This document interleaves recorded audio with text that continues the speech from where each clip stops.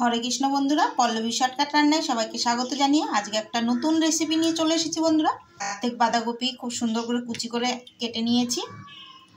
আজকে বাঁধাকপি দিয়ে লাউ ডাঁটার আলু দিয়ে খুব সুন্দর একটা রেসিপি হবে। দেখতে পুরো রেসিপিটা দেখার জন্য সঙ্গে থাকতে হবে বন্ধুরা, না হলে কিন্তু মিস করে যাবেন। তাহলে চলুন বাঁধাকপি দিয়ে খুব সুন্দর একটা রেসিপি বানিয়ে। এখানে বাঁধাকপিটা ভালো করে ধুয়ে পরিষ্কার করে জল ঝরিয়ে নিয়েছি। আর এবারে ম্যারিনেট করে নেব বাঁধাকপিটা। তার জন্য দেব এখানে সামান্য হলুদ, হাফ চামচ জিরে বাটা, হাফ চামচ আদা বাটা আর স্বাদ মতো নুন।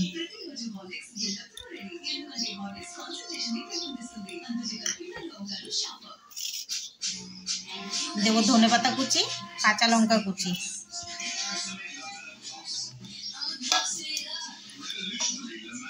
আর এখানে নিয়েছি 2 চামচ বেসন, 2 চামচ ময়দা, 1 চামচ চালের গুঁড়ো। এটা আতপ চালের গুঁড়ো আছে। ভালো করে ম্যারিনেট করে নেব। আপনারা চাইলে এখানে কর্নফ্লাওয়ার দিতে পারেন। এই দেখুন বন্ধুরা, আমি চটকে চটকে মেখে নিলাম। এখানে কিন্তু আমি একদমই জল ব্যবহার করিনি। জল দিলে কিন্তু এটা একদম পাতলা হয়ে যাবে। এখানে আমি ছোট ছোট করে নিয়ে পকোড়ার শেপ দিয়ে দেব।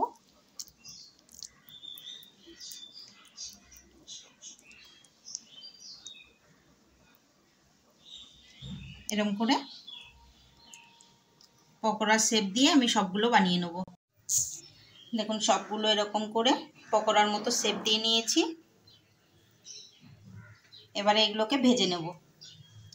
কড়াতে তেল দিয়েছি, গরম হয়ে গেছে।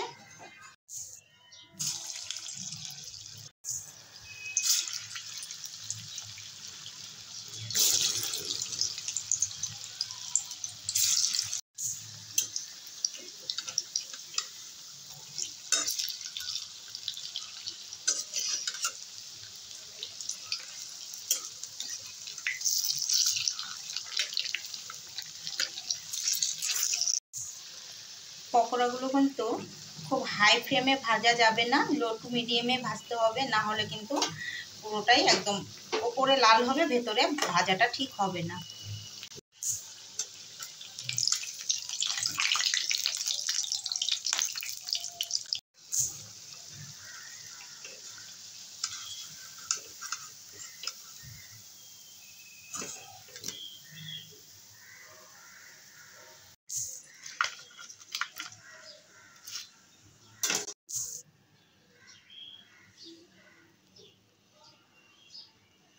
দেখুন কত সুন্দর হয়েছে পকোড়াগুলো।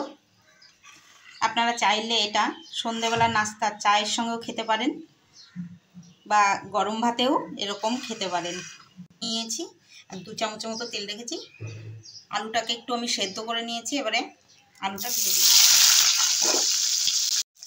সামান্য একটু নুন আর হলুদ দিয়ে দেবো।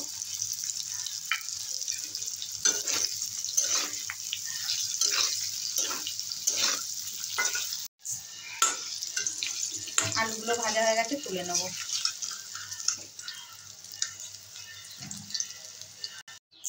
এবারে আলু ভাজা যা তেল আছে এর মধ্যেই ফোড়ন দিয়ে দেবো। আমি আর তেল দেবো না। দিলাম এখানে গোটা জিরে আর তেজপাতা, আর দেবো হাফ চামচ কালো জিরে।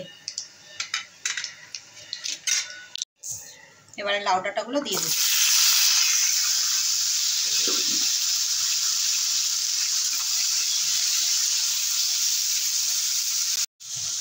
এবারে দিয়ে দেবো হাফ চামচ আদা বাটা, হাফ চামচ জিরে বাটা।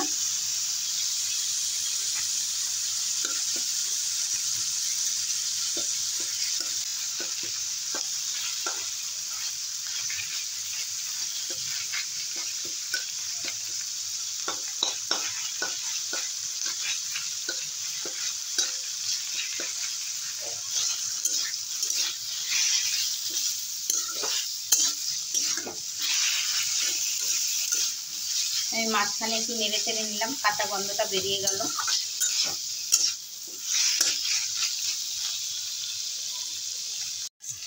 এবারে দেবো স্বাদ মতো নুন আর হলুদ।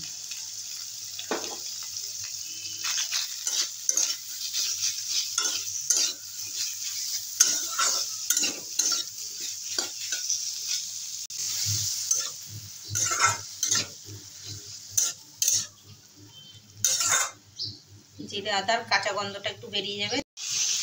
এবারে দিয়ে দেবো 1 চামচ সর্ষে বাটা। আমি এখানে কালো সর্ষে বাটা দিয়েছি বন্ধুরা, আপনারা চাইলে সাদা সর্ষে বাটাও দিতে পারেন।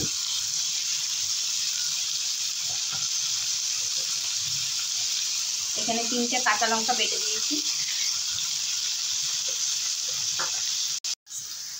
এবারে ভাজা আলুগুলো দিয়ে দেবো।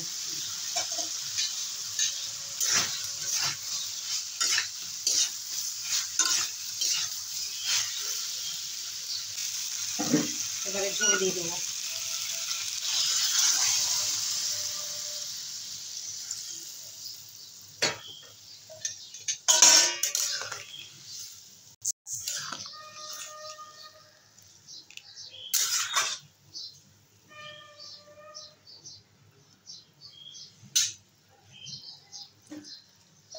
এবারে 5 মিনিটের মতো ঢাকা দিয়ে দেবো।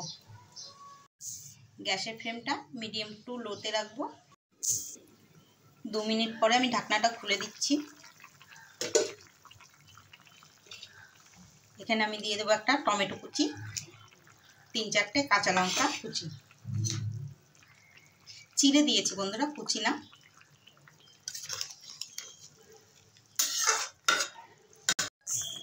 আরও একবার ঢাকা দিয়ে দেবো 2-3 মিনিটের জন্য। দিয়েছি, গ্যাসের ফ্লেমটা বাড়িয়ে দেবো।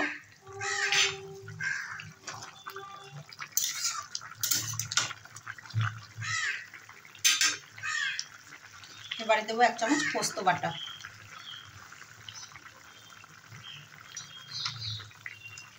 আর দেবো সামান্য একটু চিনি।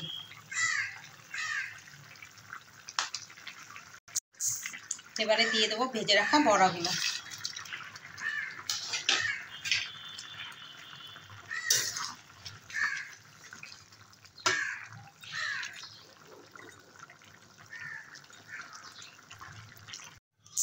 এই দেখুন বন্ধুরা, আমি 2 মিনিট গ্যাসটা অফ করে ঢাকা দিয়ে রেখেছিলাম। রেসিপিটা হয়ে গেছে, এবারে নামিয়ে দেবো।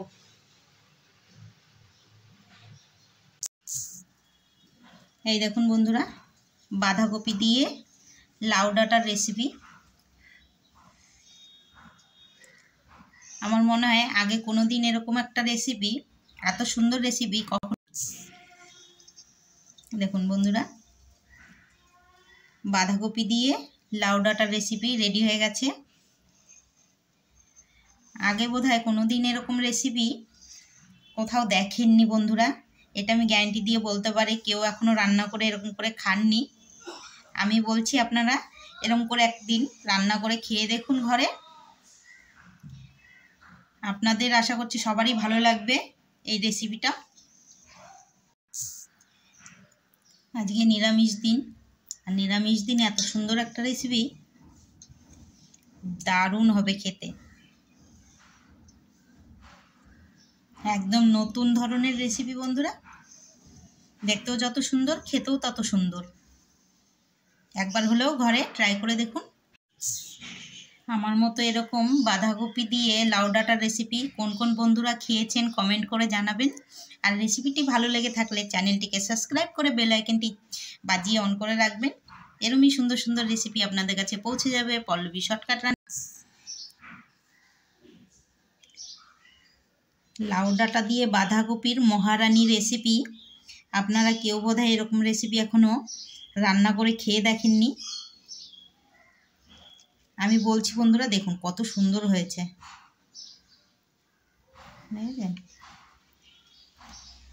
না খেলে মিস করবেন কিন্তু। তাহলে ততক্ষণ ভালো থাকুন, সুস্থ থাকুন। রাধে রাধে, হরে কৃষ্ণ।